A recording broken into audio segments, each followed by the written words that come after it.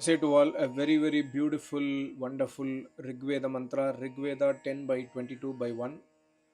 Kuha Shruta Indraha Kasmin Adya Jane Mitro na Shruyate Rishinam va Yah Kshaye Guhava Charkrishe Gira.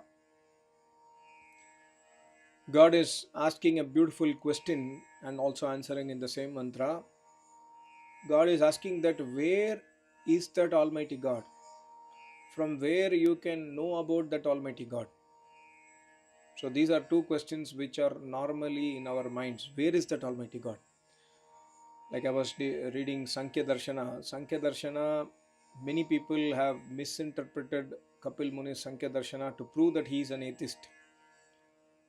In fact, there was one philosopher or one scholar. His name was Vijnana Bhikshu, and also there is one more gentleman who lived, I think, thousands of years back, called as Aniruddha Vrittau. These people have grossly misinterpreted Sankhya Darshana, where Sankhya Muni proves that there is existence of Almighty God in those shlokas and those sutras. These people have misinterpreted to prove that, see, this sutra proves that there is no Almighty God by Sankhya Muni. So, because the question asked by them is, if the God is existing, then where is that Almighty God? God is not seen by our eyes, God is not perceived by our nose or tongue or ears. We cannot hear him, we cannot touch him, we cannot smell him, we cannot taste him, we cannot see him. So where is that Almighty God? There is no Almighty God. So here God answers Kuha Shruta Indraha. He is asking a question. Kuha means where, at which place you can listen about that Almighty God. Shruta means to listen. Indraha means Sarva Aishwaryaman Paramatma.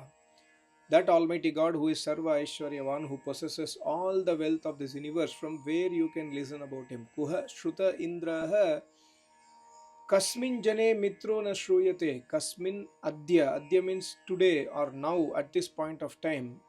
This mantra is applicable eternally. So even today also, Adya word means today. When you listen this mantra 1000 years back or 1000 years later also, today where Kasmin, where from you can listen about that Almighty God? Where is that Almighty God? That way also God uses the word Mitro, Jane Mitro. That Almighty God is Mitra. He is a friend. He is like a very, very dear friend of someone. And from that someone you must listen about Almighty God. God is giving an indication. Who is that someone? He is expanding in the next part of the mantra. Rishinam va yahakshaye guhava charkrishe gira. You can know about Almighty God, or you have to understand that Almighty God exists in these three places. Number one, Rishinam va yahakshaye. The place where a Rishi resides. Rishi means mantra drishta iti Rishihi. A person who has attained samadhi after following the tapasya, after doing intense ashtanga yoga tapasya, yam, niyam, asanam, pranayam, pratyahar, dharana, dhyam, samadhi. Thousands and thousands of years a person is involved in tapasya, thereby he realizes Almighty God. He meets Almighty God, not by eyes. He meets Almighty God in samadhi. So the place where such a person resides is the residence of Almighty God, is the place where I reside. God says, Rishinam Vayah Kshaye. Rishinam, where the Rishi resides, is the place where God resides. Yaha Indraha Rishinam Kshaye Va. This Almighty God, Indraha, is residing in the place where those rishis who have attained Samadhi lives. So when we go to those rishis Nivasthan, we are actually going to the residence of Almighty God. This is number one. And then further, God says, Guhava. God also resides in the second place where, of course, God is omnipresent, but we cannot realize where is, when we don't understand omnipresence. Because we don't feel Almighty God as omnipresent, right? So God is giving further description. If you want to understand where God lives, go to a place where Rishi lives. The place where Rishi lives is the place where God resides. God says in this mantra. And further God clarifies that Guhava. Guha means, we can say there are two meanings. Guha actually means the Hridaya Hakash. the place where the Rishi attains the Samadhi. In Samadhi, God realizes inside himself that Almighty God. So God resides inside the Rishi. He not only resides in his residence, God resides inside the Rishi's Hridaya. And also Guha also means the intellect, the divine intellect given by Almighty God. That is also the residence of Almighty God. So Guha means, we can say, the residence of Almighty God is the heart of the Rishi. And further he says, Va Chakrishe Gira. God also resides in that place where the Gira means the Vedas. The Chakrisha means due to the attraction of the Ved mantras stuti, like when we chant Ved mantras in Yajna, especially in Yajna, because when in Yajna Acharya is sitting, Acharya is giving us the Vedic advice, Acharya is chanting Ved mantras. So Gira means where the Ved mantras are sung, Stuti, Prarthana, Upasana is happening in the and that place Acharya also is singing along with us. Acharya also is chanting the Veda mantra to give us the knowledge of the Vedas. That place is a place where Almighty God is there. In fact, the same Sri Krishna also says in Bhagavad Gita, Yajna Pratishtitaha. In the Yajna only, the Pratishta means God's Pratishta is possible in Yajna only. God's worship is possible in Yajna only. Because that is the place where the God manifests himself. We cannot see by our eyes, but we have to believe the Almighty God first. Believing the Almighty God is the first step. The second step is worshipping that Almighty God. The third step is the realization of Almighty God. What is the worship of Almighty God? Daily doing name jap, daily doing tapasya, daily doing Veda Adhyan, daily following the instructions of Acharya. Not doubting the Acharya is also worship of Almighty God. If you have doubts on Acharya, any of the Acharya, you have doubts on my Acharya, you have doubts on Maharishi Dhananda Saraswati or Kapil Muni or Patanjali Muni or Vyas Muni, you must go to an Acharya to ask questions about him. Don't doubt the Acharya and go away from Almighty God. So, Chakrishe Gira. Gira means Vedvani. Wherever the Vedas are sung, Stuti, Prarthana, Upasana, chanted, Ved mantras are chanted with utmost faith, that place is also the place where Almighty God resides. See, that does not mean that in if you go to South India, if you go to my native place Chennai and other places in South India, they chant Ved mantras in the temple. Does that mean that God will manifest there? No. God does not manifest in lies. God manifests in truth. If you are worshipping a Sri Krishna idol and chanting some Veda mantra, will God manifest? No, because you are worshipping Sri Krishna. There, Sri Krishna is not Almighty God. Sri Krishna is you are worshipping the idol. Idol worship is against Vedas. So God will manifest in that place when you are truly doing Stuti, Prarthana, Upasana by understanding the Ved mantras, and you are adapting that Vedas in your life. And that is why God will manifest in the Yajna only. In the Yajna only there is an Acharya. So Acharya's residence, God is there. Acharya's heart, God is there. Acharya's intellect, God is there.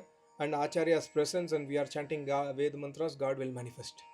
God will manifest means, what is the artha? You will get inspiration to do more Vedic Shubh Karma. You will get God will inspire you. Okay, now you are worshipping me, I will guide you. God will inspire us to do more Vedic Shubh Karma. So this is the secret of this mantra. So what we must do in our life, we must strive very, very hard to reach to a place where a Rishi resides. We must first of all search who is a Rishi residing today.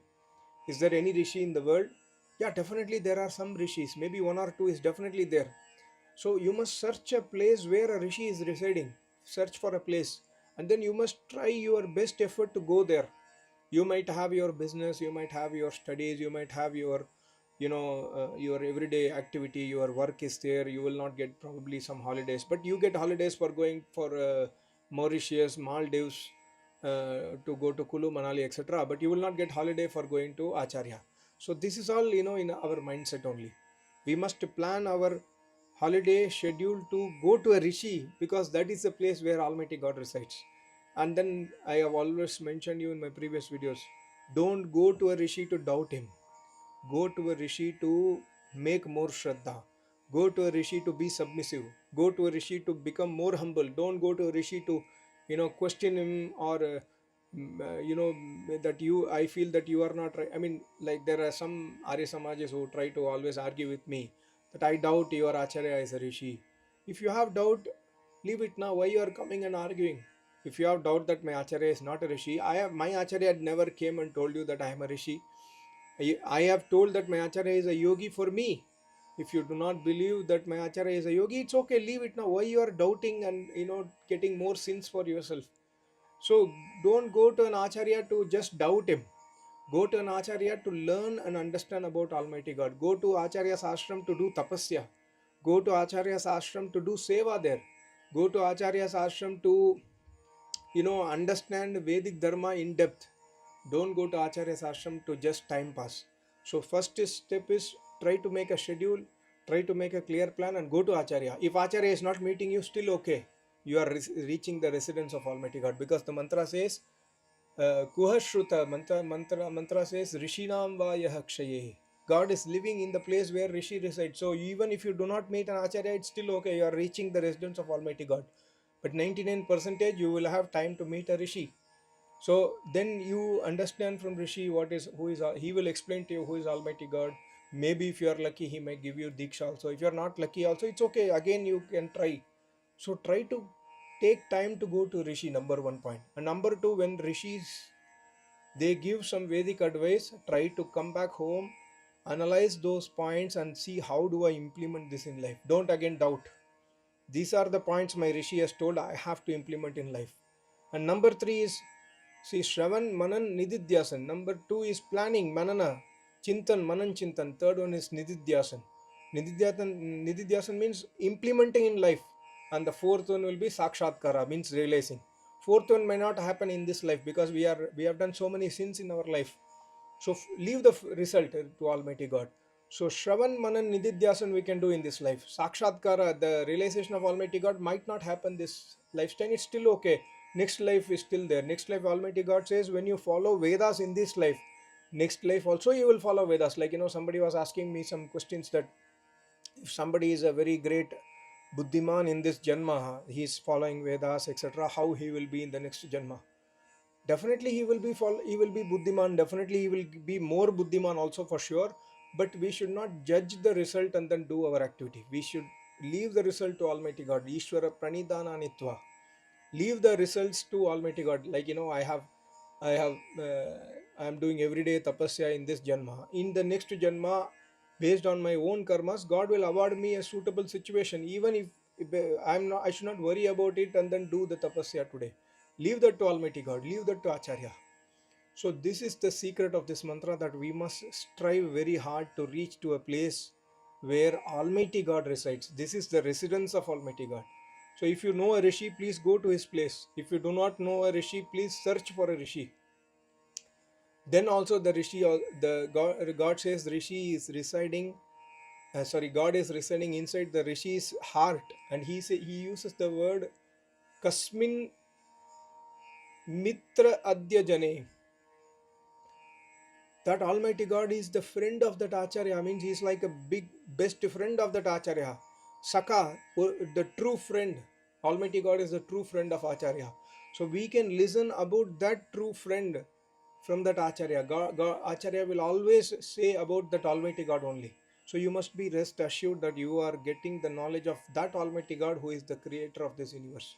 That Almighty God who gives the knowledge of the Vedas. That Almighty God whom Sri Ram worshipped. That Almighty God whom Sri Krishna worshipped. That Almighty God whom Kapil Muni, Patanjali Muni, Vyas Muni, all the Rishi Munis worship. So that will be the greatness of Rishi Munis. So today also, don't waste time. Your life is very short. Don't waste time. Try to go towards an Acharya, go to an Acharya's residence, and then try to listen about the knowledge of the Vedas. So this is the secret of this mantra. My Acharya always says that satsang does not mean going to anybody place and then singing Ram Ram Krishna Krishna. Sat means where that Jyoti of Almighty God is manifested. That place is Sat. Going to that place and listening the knowledge of Vedas is satsang. There is no other satsang possible. So if you want to go to satsang, go to a Rishi. Otherwise, there is no satsang. Thank you so much. Namaste. Om.